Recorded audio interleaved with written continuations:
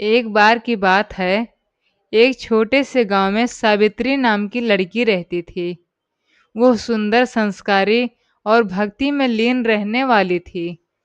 हर दिन मंदिर जाकर भगवान शिव पार्वती की पूजा करती थी और मन ही मन एक अच्छे पति की कामना करती थी। एक दिन गांव में एक साधु आए।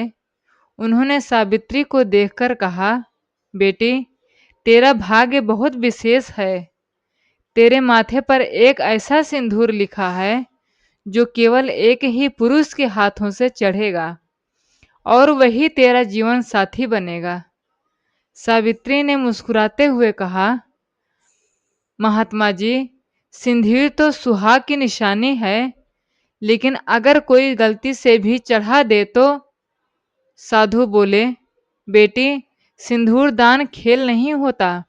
अगर किसी पुरुष के हाथ से तेरे मांग में सिंदूर चढ़ जाए तो वह तेरे 7 जन्मों का पति बन जाता है। कुछ समय बाद सावित्री मंदिर गई। वहां अचानक आंधी तूफान आने लगा।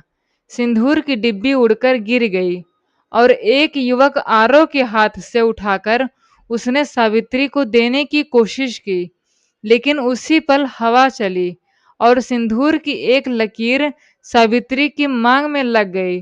दोनों चौंक गए। आरव बोला, माफ करना, मेरा ऐसा कोई इरादा नहीं था। पर तभी मंदिर में वही साधु प्रकट हुए और बोले, बेटा, ये खेल नहीं था, ये भगवान की लीला थी। आज से तुम दोनों एक दूजे के लिए जीवन साथी बन गए हो। ये सिंदूरदान तुम्हारा विवाह है और ये बंधन 7 जन्मों का है। धीरे धीरे दोनों के बीच प्रेम बढ़ा और गांव वालों की रजामंदी से विधिवत विवाह हुआ।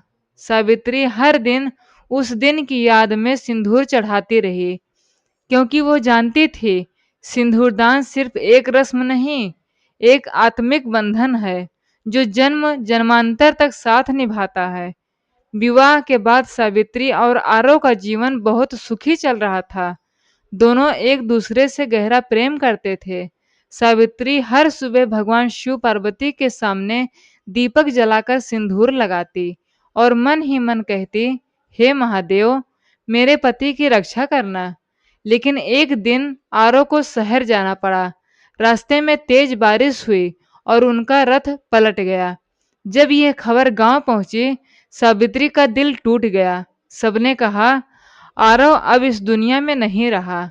सावित्री का रो रो कर बुरा हाल हो गया, पर उसने एक बात याद रखी, वही साधु के शब्द, सिंदूरदान 7 जन्मों का बंधन होता है जिसे खुद मृत्यु भी नहीं तोड़ सकती। सावित्री ने हार नहीं मानी। वो मंदिर पहुंची, भगवान शिव पार्वती के सामने बैठ गई और रोते हुए बोली, प्रभु, अगर यह सिंदूर सच में 7 जन्मों का बंधन है तो मेरे आरव को मुझसे दूर मत कीजिए। वो आंसुओं में भीगी उंगलियों से सिंदूर उठाकर माथे पर लगाया और आरव का नाम लिया। तभी मंदिर में तेज प्रकाश फैला, घंटियां अपने आप बज उठी और सावित्री ने देखा, आरव दरवाजे पर खड़ा है, जीवित। आरव बोला, सावित्री, मुझे लगा मैं डूब जाऊंगा, पर किसी ने मुझे खींचकर किनारे कर दिया। मुझे लगा जैसे तुम्हारी आवाज बुला रही थी। सावित्री ने आंखों में आंसू झरने लगे। उसने धीरे से कहा, वो मेरी नहीं, हमारे सिंदूर की शक्ति थी जो मृत्यु से भी हमें बचा लाई। उस दिन के बाद से दोनों ने तय किया, हर स्त्री जब सिंदूर लगाए तो सिर्फ सजने के लिए नहीं, बल्कि उस बंधन की शक्ति को याद करने के लिए लगाएं जो जन्म जन्मांतर तक रक्षा करता है। सावित्री और आरव अब सुखी जीवन जी रहे थे, लेकिन सावित्री को अब एक नया उद्देश्य मिल गया था, हर स्त्री को सिंदूर की सच्ची शक्ति समझाना। एक दिन गांव की मीरा नाम की नवविवाहित उसके पास रोते हुए आई। उसका पति युद्ध पर गया था और महीनों से कोई खबर नहीं थी। मीरा बोली, दीदी, सब कहते हैं अब वो लौट कर नहीं आएगा, पर मेरा मन मानता नहीं। सावित्री ने उसे अपने पास बिठाया और कहा, मीरा, जब आस्था सच्ची हो तो असंभव भी संभव हो जाता है। सिंदूर केवल श्रृंगार नहीं, ये तुम्हारे विश्वास की शक्ति है। सावित्री ने अपने सिंदूर की एक चुटकी मीरा की मांग में लगाई और बोली, ये सिंदूर उस विश्वास से भरा है जिसने मृत्यु को भी हराया था। अब ये तेरा रक्षक बनेगा। कुछ दिन बाद ही गांव में डाकिया आया। खुशखबरी, युद्ध खत्म हुआ और मीरा के पति सुरक्षित लौट आए। सारा गांव खुशियों से झूम उठा। मीरा दौड़कर सावित्री के गले लग गई और रोते हुए बोली, दीदी, आपके सिंदूर ने मेरे सुहाग को बचा लिया।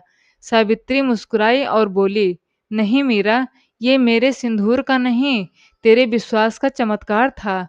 उस दिन से सावित्री ने हर स्त्री को सिखाया, सिंदूर का रंग भले लाल हो, पर उसमें आस्था, प्रेम और विश्वास के साथ रंग छिपे होते हैं।